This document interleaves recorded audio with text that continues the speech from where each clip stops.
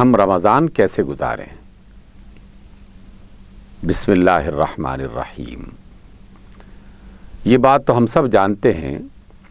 کہ اللہ رب العزت نے تمام اہل ایمان پر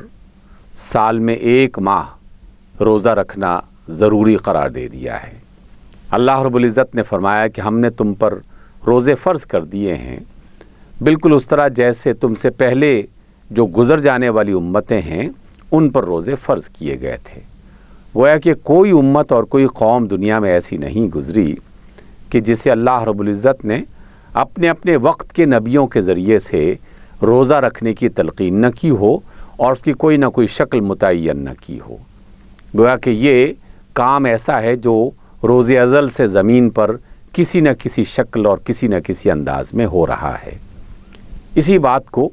مزید بہتر بناتے ہوئے اور اس میں زیادہ رحمتیں اور برکتیں رکھتے ہوئے اللہ رب العزت نے روزہ تمام اہل ایمان پر فرض کر دیا ہے۔ ہر وہ شخص کہ جو مومن ہے، مرد ہو یا عورت ہو، جب وہ بالغ ہو جاتا ہے تو اسے ماہ رمضان کے روزے رکھنا لازم ہے۔ یہ بات بھی ہم جانتے ہیں کہ عرف عام میں جب بھی کوئی شخص روزے کا ذکر کرتا ہے تو اپنے ذہن میں یہ تصور لاتا ہے کہ صبح طلوع فجر سے لے کر شام غروب آفتاب تک کچھ نہ کھانا پینا، اس کا نام روزہ ہے۔ اور یہ بھی افراد جانتے ہیں کہ ازدواجی تعلقات اس وقت میں اختیار نہیں کیے جا سکتے۔ لوگ سمجھتے ہیں کہ بس یہی روزہ ہے، حالانکہ یہ اس کی محض ایک ظاہری شکل ہے جسے اختیار کرنے کا ہمیں حکم دیا گیا ہے۔ بنیادی اس کی جو صورت ہے وہ تو ایمان اور احتساب کی ہے کہ جس کو انسان ہر وقت اپنے ذہن میں رکھتے ہوئے ان باتوں سے بچنے کی کوشش کرتا ہے جن باتوں سے اللہ نے اور اس کے رسول صلی اللہ علیہ وسلم نے ہمیں منع فرمایا ہے۔ یہ احساس جسے ہم ایمان کہتے ہیں، اس میں سب سے پہلا بنیادی نقطہ یہ سمجھ میں آنا چاہیے کہ جسے ہم اللہ سمجھتے ہیں اور مانتے ہیں کہ وہ ہمارا رب ہے، اس کے بارے میں ہم یہ بھی عام طور پر کہتے رہتے ہیں کہ وہ ہر چیز کو دیکھتا ہے، ہر چیز کو سنتا ہے، ہر چیز کے بارے میں جانتا ہے،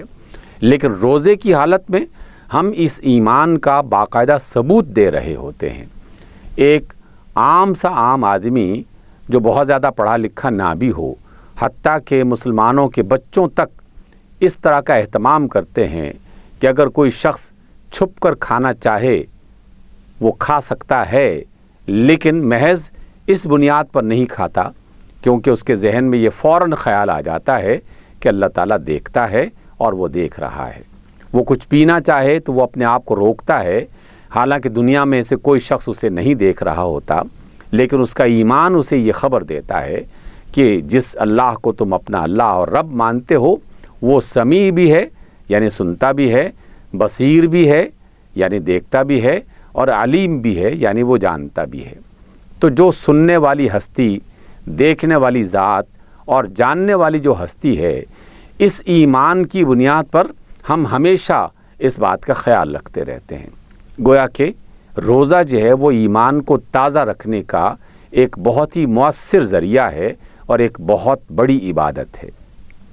جب ہم یہ جانتے ہیں تو پھر دوسری بات بھی تازہ کر لینی چاہیے کہ جس اللہ کو ہم اپنا رب اور اپنا مالک سمجھ رہے ہیں، اس نے روزے کی حالت میں بعض جائز، پاکیزہ اور اچھی چیزوں سے ہمیں منع کر دیا ہے۔ تو جس نے ہمیں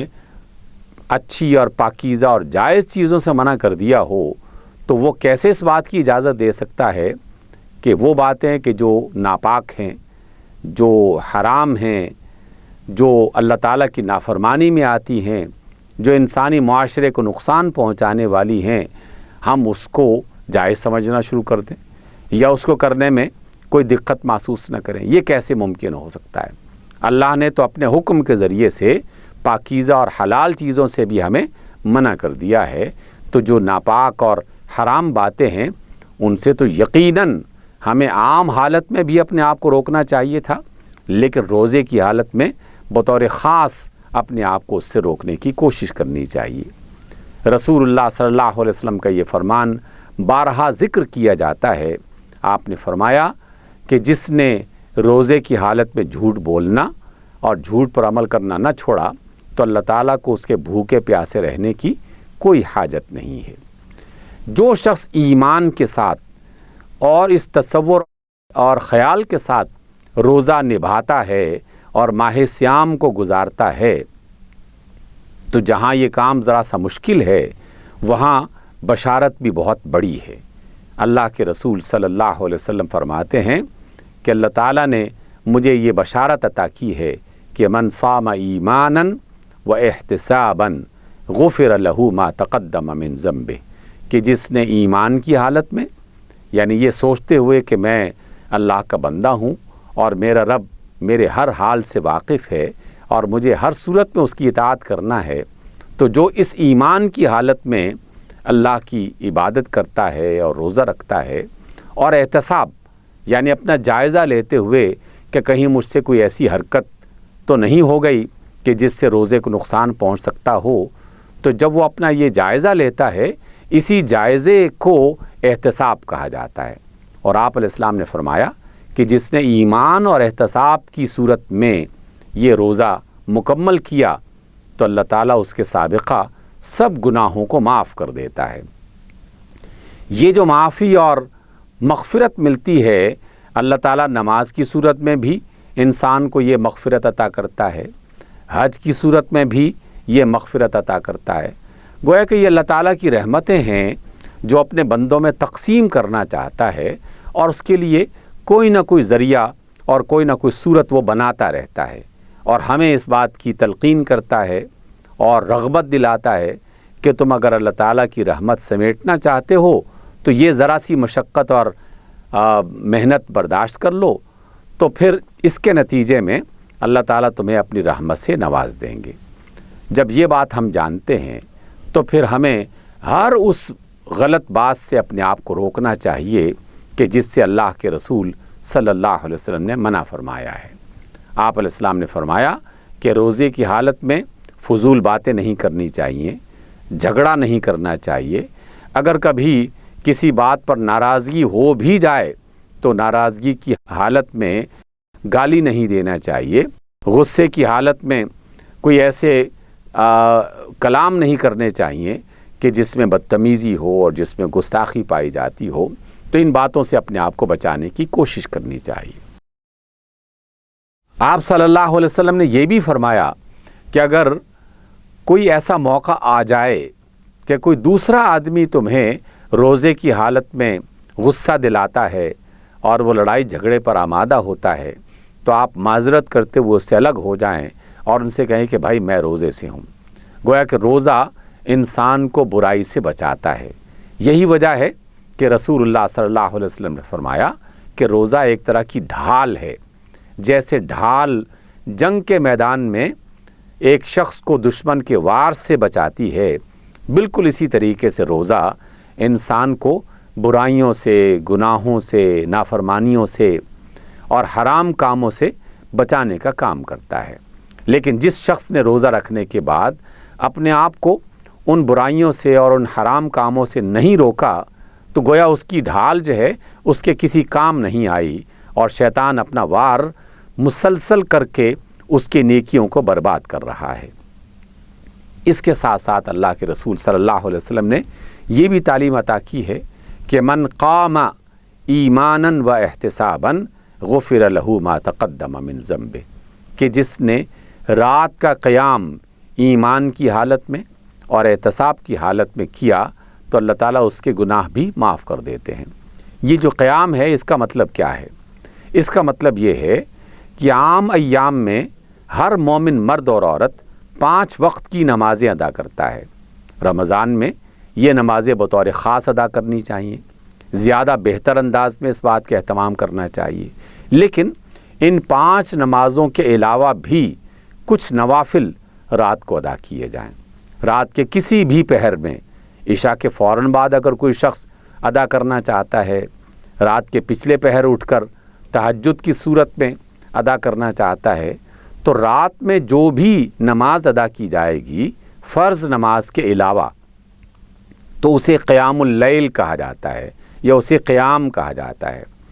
بعد کے زمانوں میں اس کے لیے تراویح کا لفظ استعمال ہونے لگا، حالانکہ تراویح بھی قیام اللیل ہی کی ایک شکل ہے جو رسول اللہ صلی اللہ علیہ وسلم نے باقاعدہ اس بات کا اہتمام کیا تھا۔ آپ نے 3 راتیں ایسی ہیں کہ جن میں باقاعدہ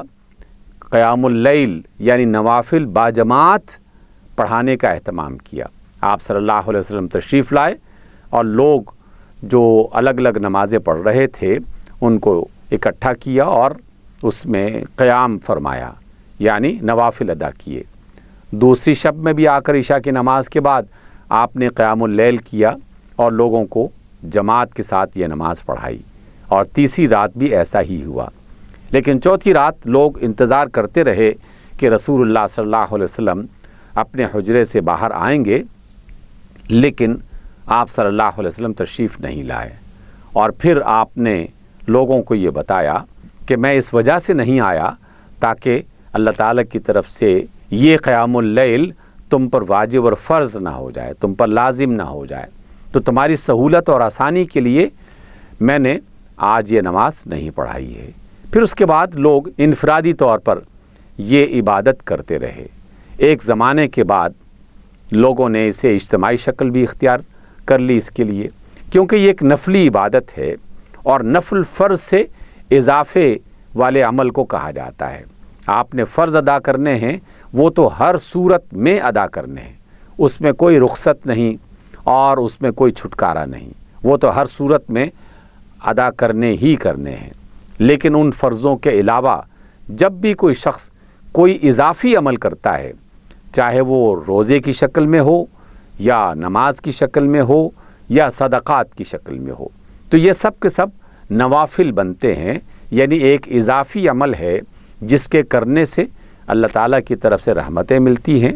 اور اس کا فضل ملتا ہے، اللہ تعالیٰ اس کی زندگی میں آسانی پیدا کرتا ہے، اس کے مال میں، اس کی زندگی میں، اور جو بھی وہ دنیا میں وقت گزار رہا ہے اس میں سہولتوں سے میسر آتی ہے، لیکن اسے فرض اور واجب نہیں کیا گیا۔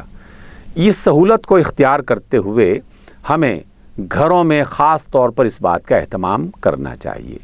ہم جن مشکل حالات سے آج کل گزر رہے ہیں ان میں تو بطور خاص گھروں میں تراویح کا یا نوافل کا اہتمام کرنا چاہیے۔ گھر میں اگر بڑے بزرگ قرآن مجید کو اچھا پڑھنے والے موجود ہیں تو وہ نماز کی امامت کروائیں، اور باقی گھر کے تمام افراد، خواتین بھی اور بچے بھی اور بڑے بھی، وہ ان کے پیچھے باقاعدہ کھڑے ہو کر نماز ادا کریں۔ اور اگر کم تعداد ہے تو تب بھی یہ نماز اجتماعی طور پر ادا کی جا سکتی ہے۔ میاں بیوی ہیں، ایک آدھ بچہ ہے، تو تب بھی یہ صورت اختیار کی جا سکتی ہے۔ بس اس میں اس بات کا اہتمام کیا جائے گا کہ خواتین اپنی صف الگ سے بنا لیا کریں اور درمیان میں بچے اور ان کے ساتھ جو گھر کے بڑے افراد ہیں، یا پھر بڑے افراد اور بچے اکٹھے ایک صف میں آ جائیں، خواتین ان کے پیچھے آ جائیں۔ اور اپنے بچوں میں سے بھی جنہیں قرآن مجید کی تلاوت آتی ہو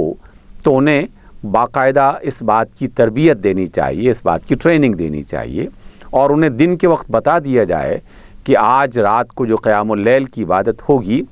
تو تم نے یہ والے نوافل ادا کرنے ہیں، اور اس میں یہ والی صورتیں اگر تم پڑھ لو تو اور بھی بہت اچھا ہے۔ اس طریقے سے بچوں کو قرآن یاد ہو جائے گا اور ایک اجتماعی عبادت کا رجحان گھر میں پیدا ہوگا۔ آپ صلی اللہ علیہ وسلم کا فرمان گرامی ہے کہ اپنے گھروں کو قبرستان مت بناؤ، یعنی ان کو ویرانہ نہ بناؤ۔